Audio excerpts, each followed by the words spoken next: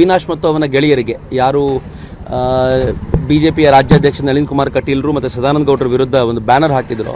ಅವರನ್ನು ಪೊಲೀಸರು ಕರ್ಕೊಂಡೋಗಿ ಹೊಡೆದಿದ್ದ ಚಿತ್ರ ನೋಡಿದಾಗಲಿಂದಲೂ ಮನಸ್ಸು ತುಂಬ ಕಳವಳಕ್ಕೊಳಗಾಗಿತ್ತು. ನಾನು ಎಲ್ಲಿದ್ದಾರೆ ಅಂತ ತಿಳ್ಕೊಂಡು ಬೆಳಗ್ಗೆನೆ ಹೊರಟು ಅವ್ರನ್ನ ಭೇಟಿ ಮಾಡಿ ಬಂದೆ. ವಿಶೇಷವಾಗಿ ಅವಿನಾಶನ್ನು ನೋಡಿದ್ರೆ ಭಾಳ ಸಂಕಟ ಅನಿಸುತ್ತೆ. ಬಹುಶಃ ರೇಪ್ ಮಾಡಿದವನಿಗೆ, ಚೈನ್ ಸ್ನ್ಯಾಚರ್ಗೆ ಅಥವಾ ದರೋಡೆ ಮಾಡಿದವನಿಗೆ ಕರ್ಕೊಂಡೋಗಿ ಯಾವ ಥರದ ಟ್ರೀಟ್ಮೆಂಟ್ ಕೊಡ್ತಾರೋ ಪೊಲೀಸರು, ಆ ಥರದ ಟ್ರೀಟ್ಮೆಂಟ್ನ ಒಂದು ಬ್ಯಾನರ್ ಹಾಕಿದವರಿಗೆ ಕೊಟ್ಟಿದ್ದಾರೆ. ಭಾಳ ಬೇಸರದ ಸಂಗತಿ. ಫಸ್ಟ್ ಆಫ್ ಆಲ್ ಇದಕ್ಕೆ ಯಾರೇ ಇದ್ರ ಹಿಂದೆ ನಿಂತ್ಕೊಂಡಿರಲಿ, ಆದರೆ ಬ್ಯಾನರ್ ಒಂದನ್ನು ಹಾಕಿದ್ದಾರೆ, ಅದಕ್ಕೊಂದು ಚಪ್ಪಲಿ ಹಾರ ಹಾಕಿದ್ದಾರೆ ಅನ್ನೋ ಕಾರಣಕ್ಕೋಸ್ಕರ ಕಂಪ್ಲೇಂಟ್ ಕೊಟ್ಟು ಅರೆಸ್ಟ್ ಮಾಡಿಸುವಂಥ ಪ್ರಸಂಗ, ಅದಕ್ಕೋಸ್ಕರ ಪ್ರತಿಭಟನೆ ಮಾಡುವಂಥ ಪ್ರಸಂಗ ಖಂಡಿತವಾಗಿಯೂ ಒಂದು ನ್ಯಾಷನಲ್ ಪಾರ್ಟಿಗೆ ಹೇಳಿ ಮಾಡಿಸಿರುವಂಥದ್ದಲ್ಲ ಅಂತ ನಂಗೆ ಭಾಳ ದುಃಖ ಅನಿಸುತ್ತೆ. ಆ ಹುಡುಗರು ನೋಡಿದಾಗ ಭಾಳ ದುಃಖದ ಸಂಗತಿಯೂ ಕೂಡ.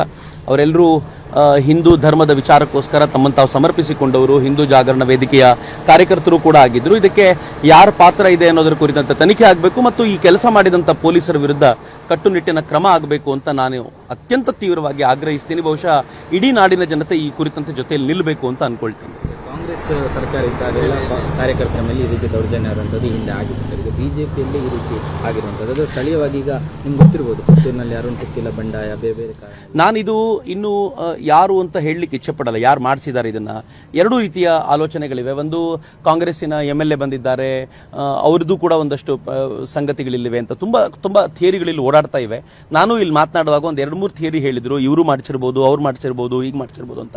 ಹೀಗಾಗಿ ನಾನೊಂದು ಕನ್ಕ್ಲೂಷನ್ಗೆ ಬರಲಿಕ್ಕೆ ಇಚ್ಛೆ ಪಡಲ್ಲ. ಆದರೆ ನನ್ನದೊಂದು ಆಗ್ರಹ ಏನಿದೆ ಅಂತಂದ್ರೆ, ಇದ್ರ ಹಿಂದೆ ಯಾರಿದ್ದಾರೆ ಅಂತ ಗೊತ್ತಾಗಬೇಕು ಮತ್ತು ಅವ್ರ ವಿರುದ್ಧ ಶಿಕ್ಷೆ ಆಗಬೇಕು ಅವರಿಗೆ. ಅದು ಯಾವುದೇ ಪಕ್ಷ ಇರಲಿ, ಅದು ಕಾಂಗ್ರೆಸ್ ಇರಲಿ ಅಥವಾ ಬಿಜೆಪಿ ಇರಲಿ. ಅಕಸ್ಮಾತ್ ನೀವೇನಾದರೂ ಸರಿಯಾದ ಶಿಕ್ಷೆಯನ್ನು ಕೊಡಲಿಲ್ಲ ಅಂತಂದ್ರೆ ಜನ ಸರಿಯಾದ ಸಮಯಕ್ಕೆ ಕೊಡ್ತಾರೆ. ಮತ್ತು ಬಹುಶಃ ಬಿಜೆಪಿಗೂ ಗೊತ್ತಿದೆ, ಕಾಂಗ್ರೆಸ್ ಅದನ್ನು ಅರ್ಥ ಮಾಡ್ಕೊಂಡಿದೆ.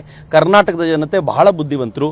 ದಿಮಾಕು ತಲೆಗೇರಿದ್ರೆ, ದುರಹಂಕಾರ ತಲೆಗೇರಿದ್ರೆ ಅದನ್ನು ಹೇಗೆ ಇಳಿಸಬೇಕು ಅಂತ ಅವರಿಗೆ ಗೊತ್ತಿರೋದ್ರಿಂದ ಸರಿಯಾದ ಸಮಯಕ್ಕೆ ಸಮಾಜ ಇದಕ್ಕೆ ಉತ್ತರ ಕೊಡುತ್ತೆ. ಅದಕ್ಕಿಂತ ಮುಂಚಿತವಾಗಿಯೇ ಯಾರು ಇದರ ಹಿಂದೆ ಇದ್ದಾರೋ ಅವರು ತಮ್ಮನ್ನು ತಾವು ತಿದ್ದಿಕೊಳ್ಳುವಂತ ಪ್ರಯತ್ನ ಮಾಡಿ ತಾವೇ ಸೂಕ್ತವಾಗಿ ಅದರ ಶಿಕ್ಷೆಯನ್ನು, ಪ್ರಾಯಶ್ಚಿತ್ತವನ್ನು ಅನುಭವಿಸೋದು ಒಳ್ಳೆಯದು ಅಂತ ನನ್ಗನ್ಸುತ್ತೆ. ಹರೀಶ್ ಪೂಂಜಾ ಹೊರತುಪಡಿಸಿದ್ರೆ ಬಿಜೆಪಿ ಯಾವ ನಾಯಕರು ಇಲ್ಲಿಗೆ ಬಂದವರನ್ನು ಭೇಟಿಯಾಗುವಂಥದ್ದು? ಜಿಲ್ಲೆಯಲ್ಲಿ ಎಷ್ಟು ಜನ ಶಾಸಕರಿದ್ದಾರೆ? ಒಂದು ನನಗನ್ಸೋದೇನು ಅಂತಂದ್ರೆ, ಬಿಜೆಪಿಯ ನಾಯಕರಿಗೆ ಬರೋದಕ್ಕೆ ಮುಖ ಇಲ್ಲ ಅಂತ ಭಾಳ ಬಾರಿ ಅನ್ಸುತ್ತೆ. ಬಿಕಾಸ್ ಅವರದ್ದೇ ವಿರುದ್ಧ ಪೋಸ್ಟರು, ಆ ಕಾರಣಕ್ಕೋಸ್ಕರ ಅರೆಸ್ಟ್ ಆಗಿದ್ದಾರೆ, ಆ ಕಾರಣಕ್ಕೋಸ್ಕರ ಏಟು ಬಿದ್ದಿದೆ, ಹೀಗೆಲ್ಲ ಇರುವಾಗ ಏನಂತ ಬಂದು ಮುಖ ತೋರಿಸ್ತಾರೆ? ಇಷ್ಟರಲ್ಲೂ ಹರೀಶ್ ಪೂಂಜಾ ಬಂದಿರೋದು. ಹರೀಶ್ ಪೂಂಜಾ ಎಲ್ಲೇ ಈ ತರದ ಸಮಸ್ಯೆಗಳಾದಾಗಲೂ ಕಾರ್ಯಕರ್ತರ ನಡುವೆ ಬಂದಿರ್ತಾರೆ. ಅದು ಬಹಳ ಸಂತೋಷದ ಸಂಗತಿ. ಅದು ಬಿಟ್ಟರೆ ಮತ್ತೆ ಯಾರಿಗೂ ಬರುವಂತ, ಮುಖ ತೋರಿಸುವಂತ ಸ್ಥಿತಿ ಇಲ್ಲ ಅನ್ನೋದು. ಅದು ಸ್ಪೆಷಲಿ ಪುತ್ತೂರಿನಲ್ಲಿ. ಬೇರೆ ಎಲ್ಲಾದರೂ ಆಗಿದ್ರೆ ಹಂಗೆ ಆಗ್ತಿತ್ತೇನೋ, ಆದರೆ ಪುತ್ತೂರಿನಲ್ಲಿ ಆ ಥರದ ಪರಿಸ್ಥಿತಿ ಇದೆ. ಏನೇ ಬಂದ್ರೆ ಇನ್ನೇನು ಮಾಡ್ಕೊಳ್ಳಿಕ್ಕಿದೆ. ಒಟ್ಟಾರೆ ಅವ್ರು ಮಾಡಬಹುದಾಗಿರುವಂಥ ಒಂದೇ ಒಂದು ಸಂಗತಿ ಏನು ಅಂತಂದ್ರೆ, ಇದರಿಂದ ಯಾರಿದ್ದಾರೋ ಅವ್ರನ್ನ ಹುಡುಕಬೇಕು.